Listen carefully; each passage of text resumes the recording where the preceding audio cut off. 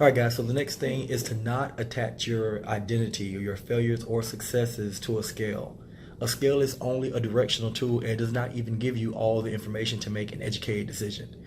So let's say, for example, there are two women, right? There's Amy and there's Tracy. And I want you to tell me who you'd want to be. So let's say that Amy this week in her diet or this month in her diet, she lost 25 pounds. Tracy lost none.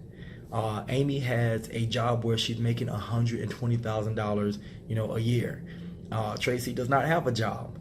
Amy rents a beautiful 2,600 square foot loft in Upper Manhattan, whereas Tracy, she lives out in the middle of nowhere.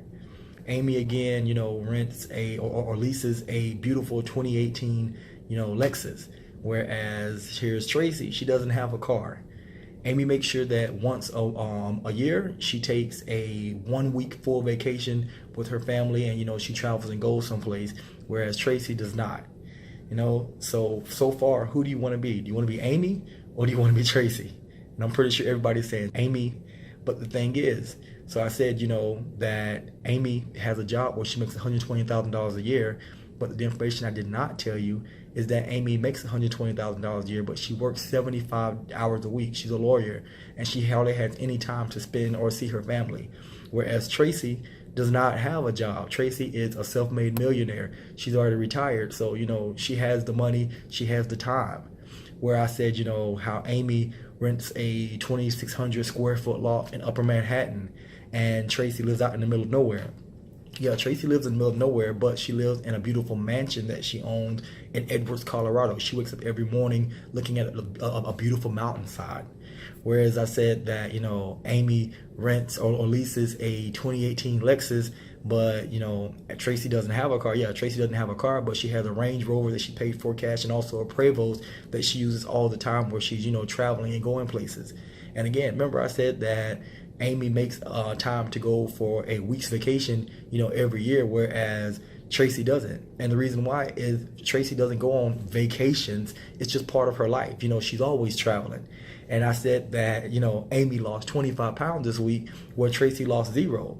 Amy is 350 pounds, so losing 25 pounds to her was a big thing. Where Tracy, she's already a 5'7", 140-pound brick house goddess and doesn't need to lose any weight. That's why she didn't lose any. But you automatically say, hey, I want to be, Amy, because Tracy has it so bad. Because I only gave you a part of the information. And that's exactly what a scale does. It just gives you part of the information. If you want to know if you're going the right place, you should be weighing in about every 4 weeks or so, but you should also be taking your measurements bi-weekly or every 4 weeks as well, because your measurements is what will really tell you if you're losing weight, if you're losing those inches, losing that fat.